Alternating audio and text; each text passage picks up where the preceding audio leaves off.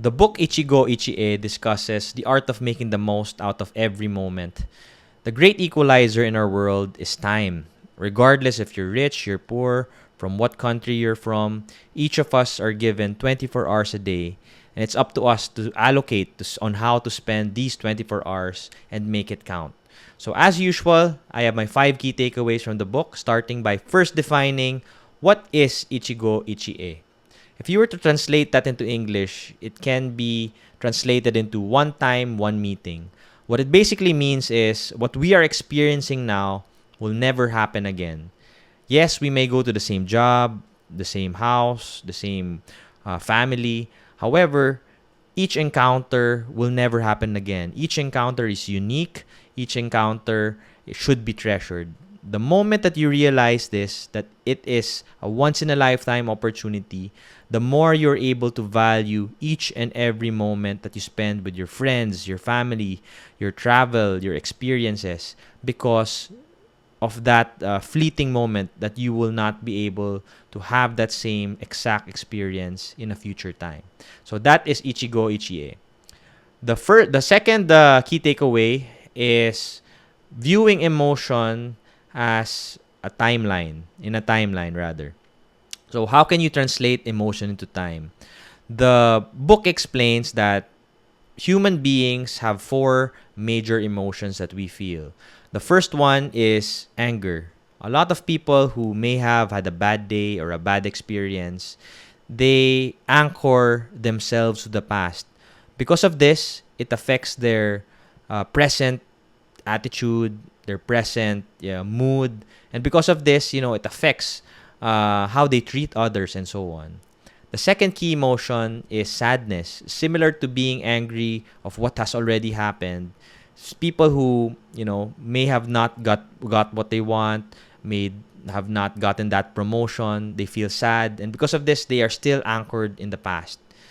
And the third key emotion is fear. People who experience fear are those who are anticipating failure, living too much in the future. Because of this, they become paralyzed. They are not able to enjoy the present moment and to act, during the present. And finally, people who live in the present are those who truly can experience the happiness of life because they are in the moment. They are aware of their surroundings. They are experiencing the present moment in full with all of their 5 senses, right?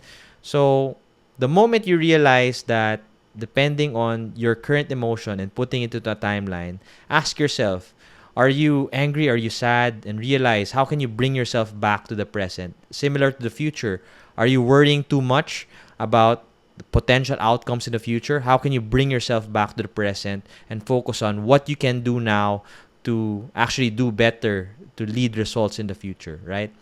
And they added 2 more emotions, surprise and disgust. But going back, those are the 4 key emotions that we experience as human beings, and asking ourselves, how can we, forget living in the past or future, but rather live in the present and be in the moment. The next key takeaway is Dukka, the inevitable. Pain is inevitable, but suffering is optional. One of the key metaphors used here was, if you were in the forest and you were to get hit by a stray arrow, does it hurt? Naturally, you say yes. If you were in the forest and got hit by the second arrow, does it still hurt? Naturally, yes. The metaphor basically explains that the first arrow are the obstacles in life, the unexpected bad things that may have happened to us. However, the second arrow is caused by self-inflicted pain, meaning that if a bad situation has already happened to us, it wouldn't help us, or we are self-inflicting pain if ever we think about the bad thing, we dwell upon that bad thing happening. So because of this, we inflict double the damage as opposed to simply getting hit by that first arrow and accepting it and thinking of ways on how we can actually move forward. So Dukka, the inevitable, right? And the next key takeaway is mono no aware. So basically, it translates as empathy towards things, the awareness of impermanence. I like this quote mainly because the moment we realize that nothing is permanent in this world, the more we are able to treasure each and every experience, right? So the analogy used in this book was the cherry blossoms. So it comes, for a few months of the year, and you need to wait the next year before it comes back because it's easily gone in a span of a few months, right? So realizing this is, empathy towards thing, awareness that nothing in life is permanent. We are able to value and put high premium to each and every experience we encounter. The last key takeaway is how to incorporate the steps of Ichigo Ichie into your daily life. The first one is to sit and see what happens rather than, worry too much about the future, worry about past experience. Be in the present and see what actually happens, what transpires as you go through the day. The second one is savor the moment as if it was your last breath. So again, each and every experience is unique. So you would be achieve true happiness if you savor each and every moment as if that was the last time you're going to experience it. The third one is avoid distraction. Do one thing at a time. The challenge of most people is they try to multitask, do things all at once, right? But the downside of doing this is you get distracted. You aren't able to be present in the moment and experience life fully. So it best is that you avoid distraction. The fourth one is free yourself from everything that is not essential. So in life, there are a few things that count, but a lot of people major in minor things. Basically, they worry about the little things that may not have a huge impact to their life. So it's best that we focus on what really matters to our life, and that starts by first understanding what values you have. The next one is be your own friend. So again, it's about being kind to yourself, being your number one fan, right? So who best to believe in yourself than yourself, right? Everything, every achievement starts in the mind.